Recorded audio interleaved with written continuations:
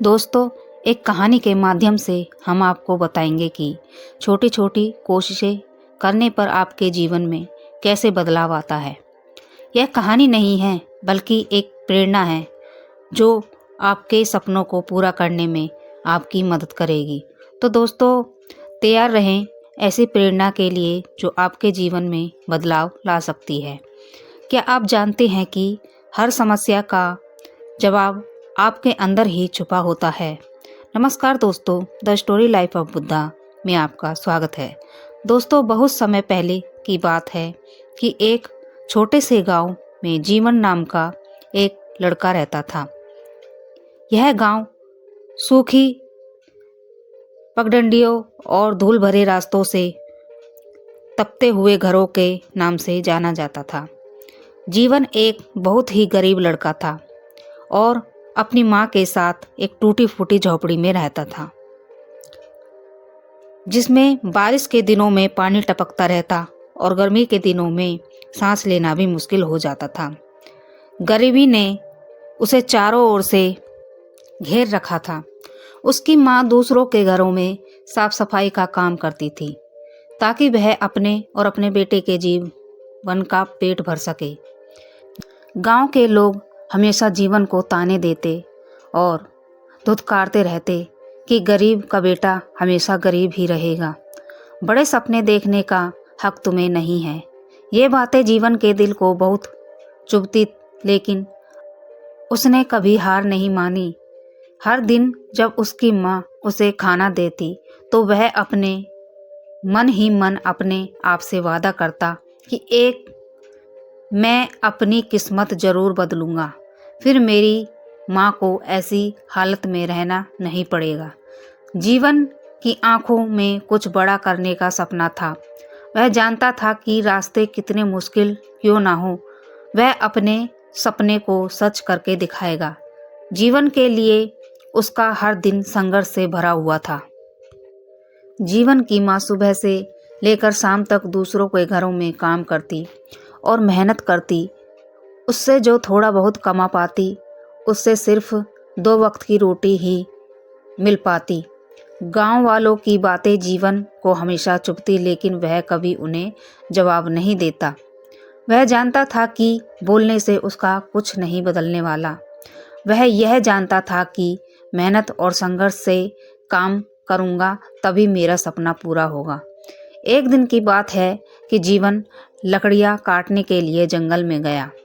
सूरज की रोशनी छनकर चारों ओर पेड़ों पर पड़ रही थी और पक्षियों की चहचहाहट गूंज रही थी, लेकिन जीवन का ध्यान केवल अपनी जिम्मेदारियों और अपनी किस्मत की बदलने की सोच में डूबा हुआ था।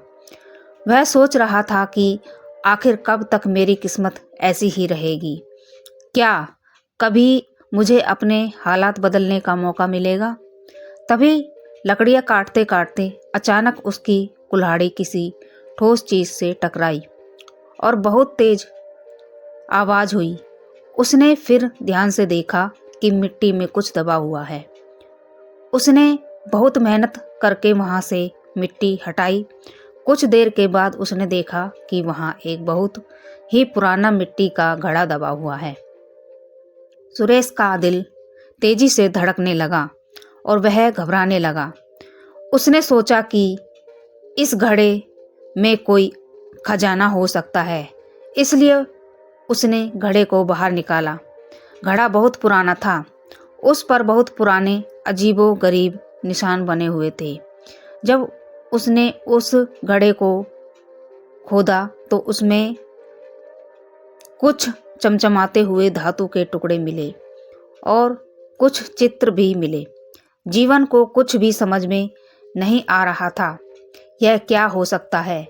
जीवन उस घड़े को लेकर अपने गांव में जाता है और गांव में बड़े बुजुर्गों को दिखाता है।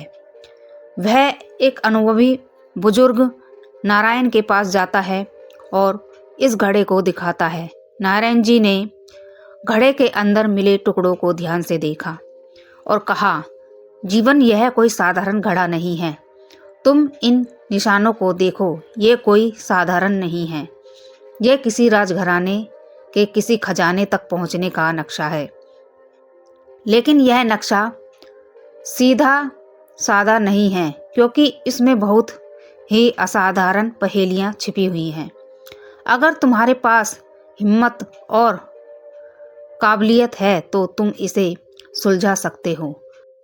नारायण जी की बातों ने जीवन के मन में एक नई ऊर्जा भर दी। उसने नक्शे पर बने हुए हर निशान को ध्यान से देखा।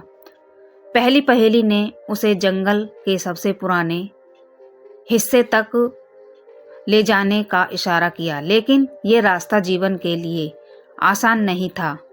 उस रास्ते में बहुत कठिनाइयां थीं, लेकिन अगले दिन जीवन ने अपनी यात्रा शुरू की। जंगल का पुराना हिस्सा बहुत ही खतरों से भरा हुआ था। रास्ता काफी कांटों, पत्थरों और झाड़ियों से भरा हुआ था।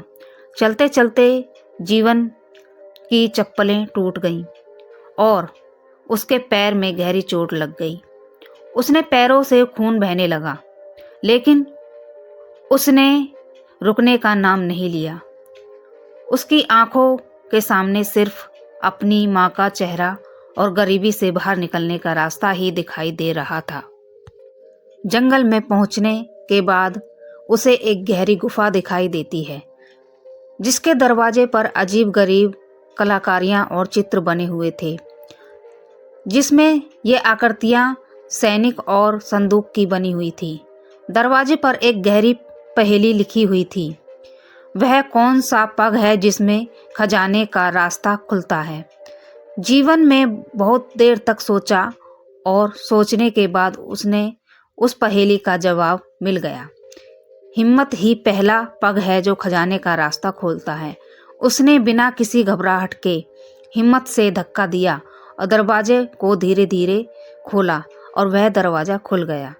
फिर जीवन के सामने एक गहरी गुफा का रास्ता था और गुफा के भीतर उसे एक बहुत ही बड़ा संदूक दिखाई पड़ा।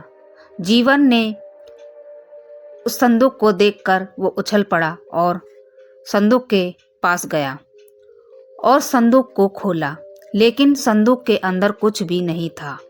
उसे देखकर जीवन निराश हो गया और उसकी आंखों से आंसू आ गए। उसने यह सोचा कि क्या मेरी मेहनत बेकार गई? तभी संदूक के अंदर से उसे एक पत्र मिला। उस पत्र में लिखा था कि खजाना उसी का होगा जो हर परीक्षा को पास करेगा। अब परीक्षा का समय है। खजाना गुफा के किनारे नदी के दूसरी पार है। जीवन ने पत्र पढ़कर फिर से हिम्मत जुटाई।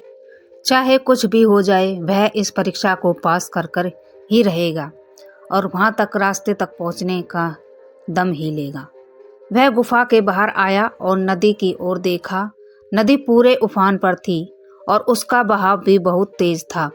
जीवन के मन में डर था, लेकिन फिर भी उसने सोचा, अगर मैं अभी हिम्मत हार गया तो खजाने तक कभी नहीं पहुंच पाऊंगा। जीवन के लिए नदी को पार करना इतना आसान नहीं था। नदी पार करना उसकी सबसे बड़ी परीक्षा थी, लेकिन वह तैयार था। उसने अपनी माँ के सपनों और अपने लिए नदी को पार करना जरूरी समझा। जीवन ने नदी पार करने के लिए पूरी हिम्मत जुटाई। वह तैरना जानता था, लेकिन नदी का तेज बहाव उसे बहुत डरा रहा था। उसने नदी के ठंडे पानी में छलांग लगाई। नदी का तेज बहाव जीवन को बहा कर ले जा रहा था।